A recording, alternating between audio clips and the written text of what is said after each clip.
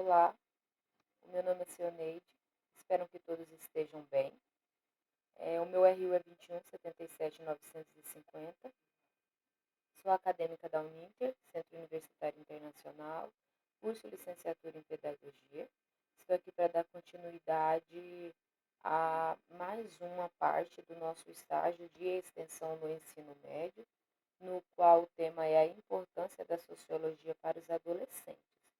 Nós sabemos que a sociologia é uma ciência extremamente importante para o mundo no qual nós estamos vivenciando, porque além da busca da compreensão das causas e consequências que ocorrem no mundo, a mesma busca rever até mesmo e antecipar eventos para próximas gerações. Porque nós sabemos que a sociologia ela é o que estuda as relações humanas, a sociedade, a vida no seu cotidiano, né?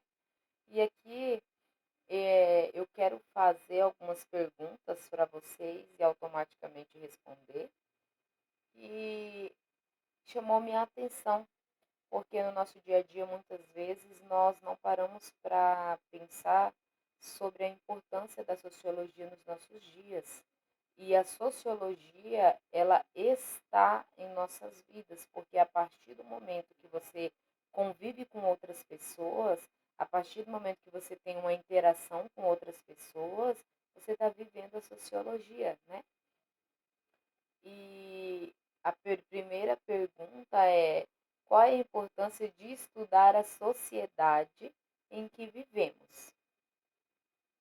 O estudo da sociedade ele é muito importante para conhecer os movimentos sociais, as diversas transformações pelas quais passou a comunidade e entender o passado, o presente, de modo que a tentar se antecipar aos acontecimentos futuros, para que dessa forma a gente possa, de alguma forma, amenizar os piores e otimizar as melhores práticas sociais. E a segunda pergunta relacionada à sociologia diz: o que é pensar sociologicamente e qual a sua importância?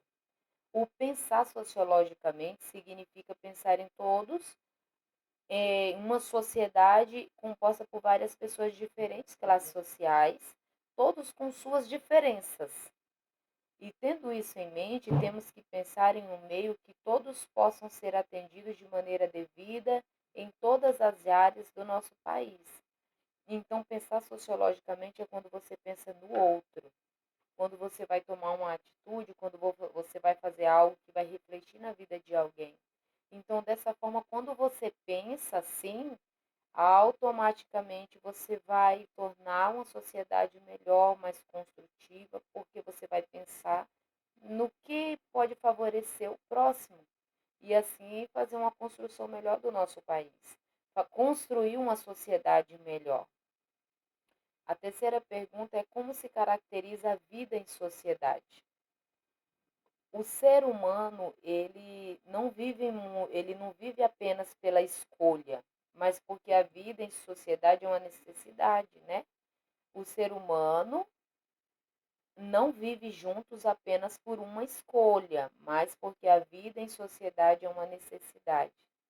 Então, nós não vivemos em comunidade porque a gente escolheu, porque nós podemos analisar as pessoas que são introvertidas, que são pessoas que não conseguem se adaptar, não gostam de estar no meio das pessoas, de conviver, de aglomeração, de viver em comunidade. Ele é meio um pouco isolado, né? Só que é uma necessidade você viver em sociedade. É uma necessidade você conviver com outras pessoas. Nós podemos saber que o ser humano, ele, pelo fato de viver em sociedade, ele consegue se adaptar com mais facilidade em qualquer situação. Podemos saber também que o ser humano, quando nasce, para ele aprender a falar, ele tem que conviver com outros seres humanos. Portanto, podemos dizer assim que se um ser humano é criado com animais, com um cachorro, ele vai aprender o som do cachorro. Ele vai aprender a conviver da forma que o cachorro convive, vive. Então, nós precisamos viver em sociedade para a gente aprender a, a adquirir novos conhecimentos, a falar, a interagir, né? A segunda pergunta é quais as características da vida em sociedade? A primeira característica é inclui ter relações estabelecidas entre pessoas. Então, a vida em sociedade é você conviver com outras pessoas, é você agir todos os dias, interagir com outras pessoas, é incluir outras pessoas em sua vida, né?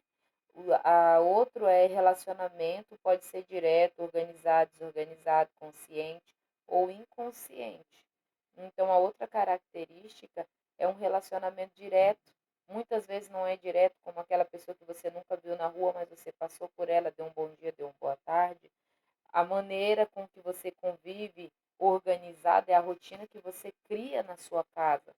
A rotina que você cria na sua vida particular, mas também pode ser aquela rotina do ônibus, a rotina lá do trabalho, do supermercado, onde você toma café de manhã cedo.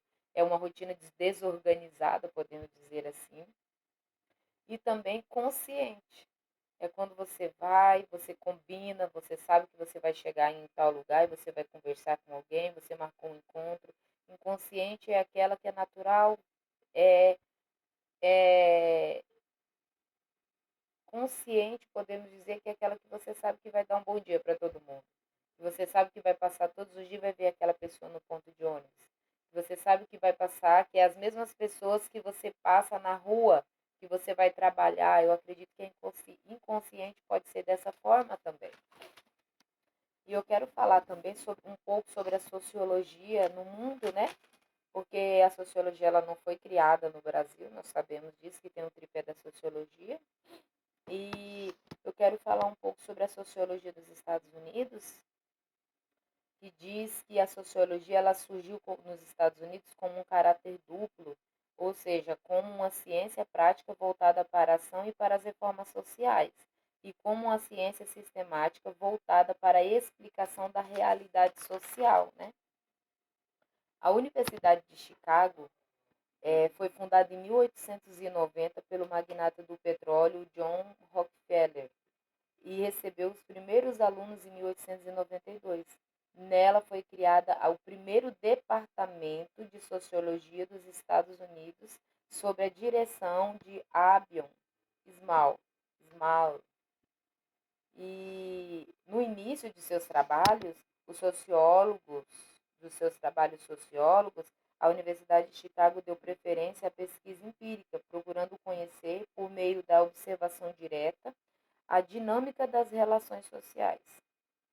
A maior preocupação dos integrantes dessa escola foi os problemas das grandes cidades dos Estados Unidos, como a marginalidade social, o alcoolismo, as drogas, a segregação racial, a delinquência, criando assim uma relação entre pesquisa socióloga e a intervenção dos organismos públicos da sociedade.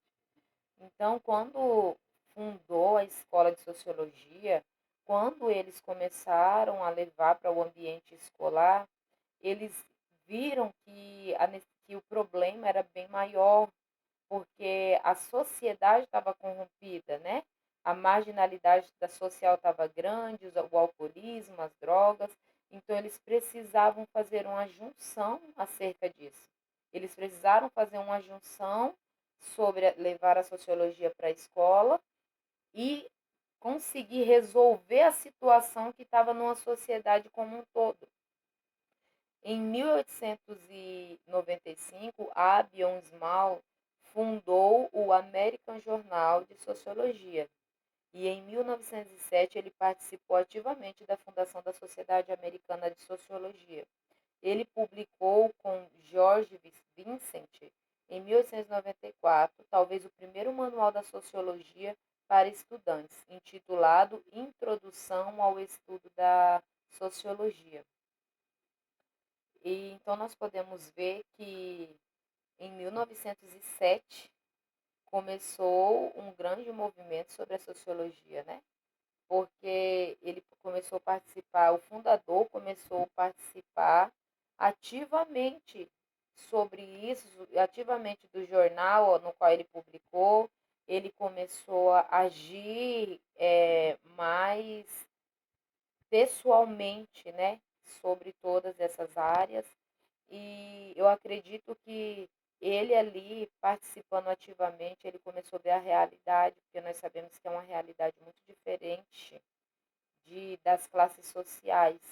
Eu acredito que ali, quando ele começou a ensinar sociologia, ele viu a necessidade de criar uma introdução, ele viu a necessidade de criar um estudo para os estudantes acerca da sociologia, porque nós podemos, como a gente leu, eu li atrás um pouquinho, a sociologia ela consegue melhorar o nosso presente e consegue analisar quais são os problemas do futuro. Ela consegue analisar as consequências das atitudes da sociedade agora para refletir no nosso futuro.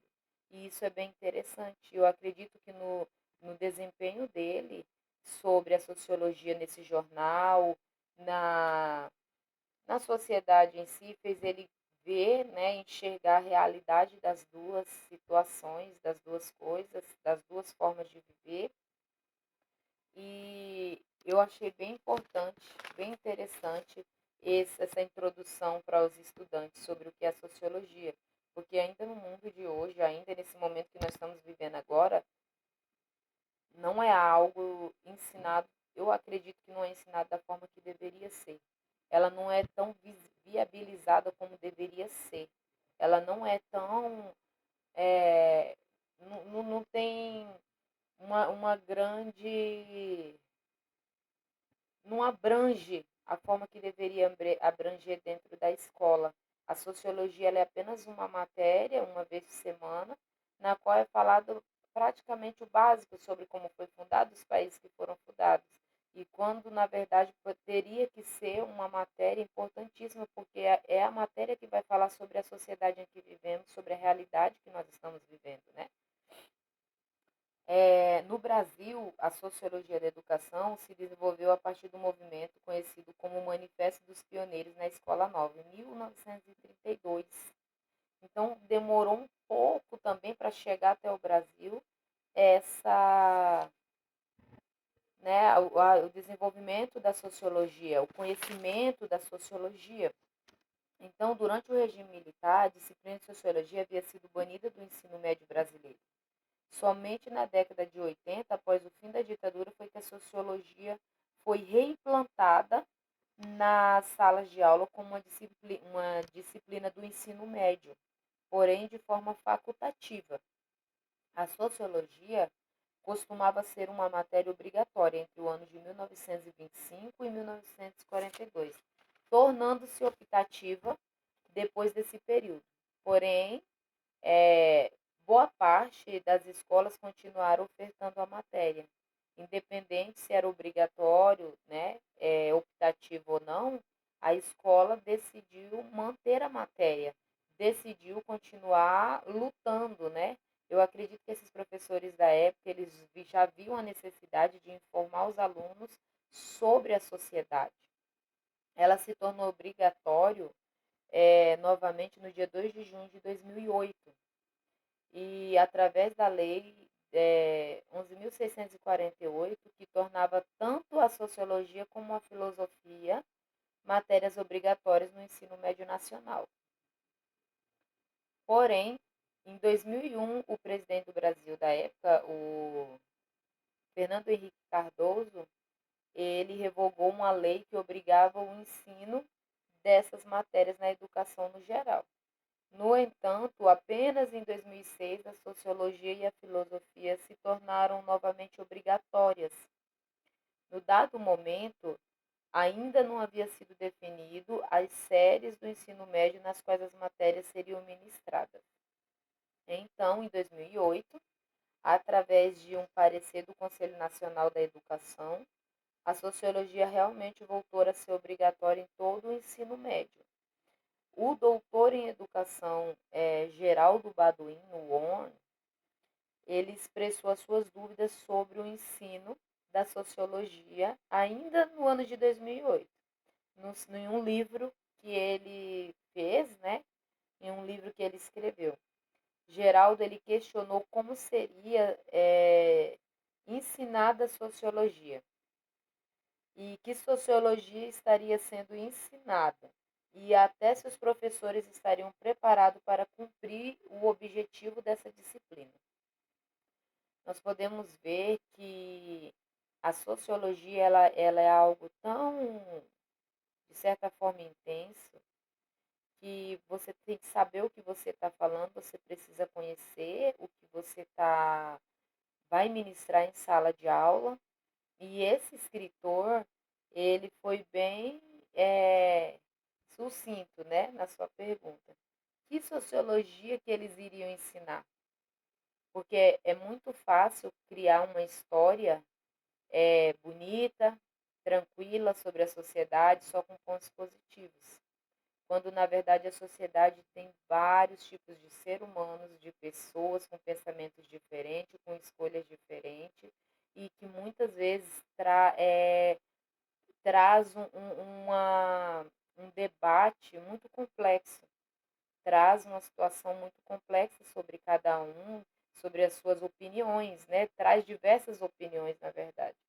E ele questionou como que esses professores iriam se preparar para ministrar. Eu imagino que na época devia ter sido um embate muito grande, porque há a lei que libera a matéria, que quer que ensina, que está na escola, aí vem uma pessoa perguntando,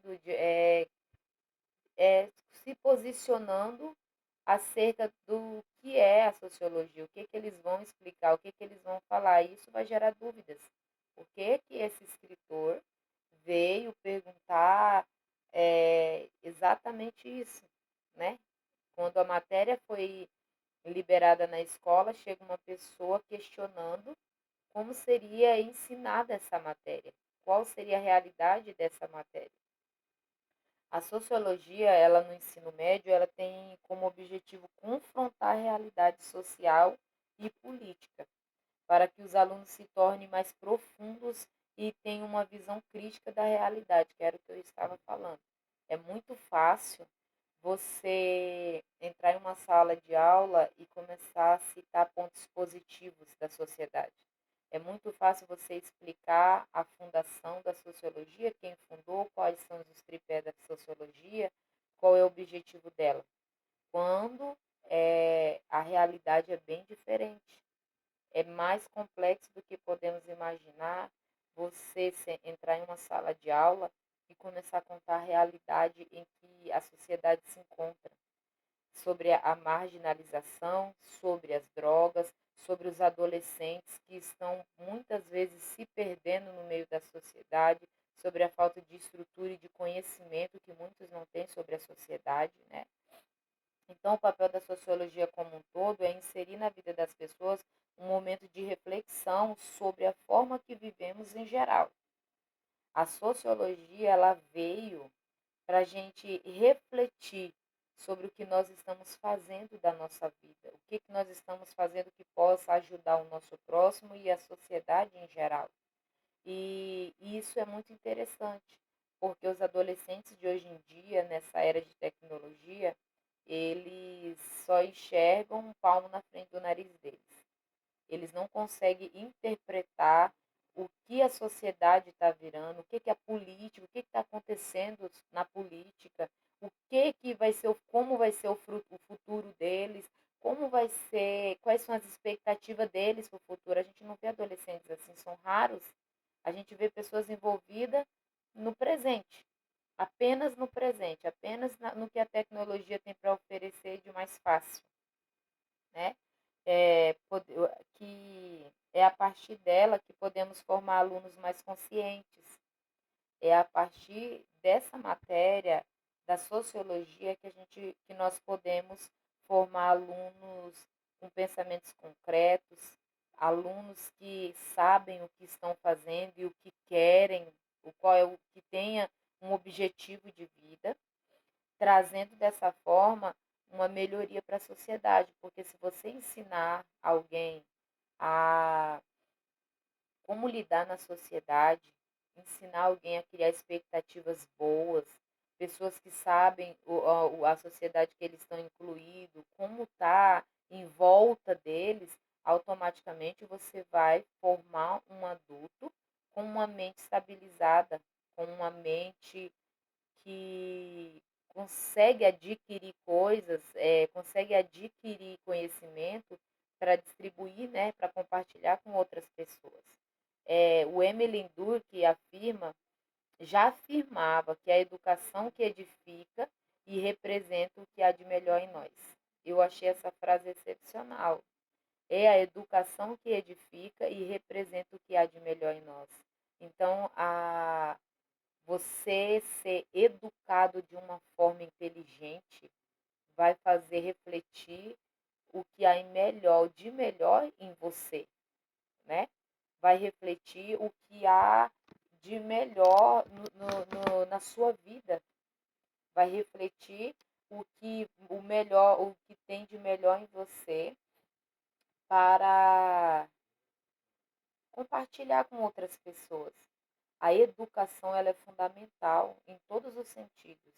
A educação no quesito de estudar, de ler, de abranger a mente, como na educação do comportamento, a educação de viver em sociedade e estar com todos de uma forma inteligente, sábia, prudente, né? Porque viver em sociedade nós sabemos que não é fácil e que a gente tem que nós precisamos respeitar a vontade do próximo, a opinião do próximo, a escolha do próximo. E esse vídeo, eu creio que você possa ter aprendeu alguma coisa, eu espero que você tenha aprendido alguma coisa.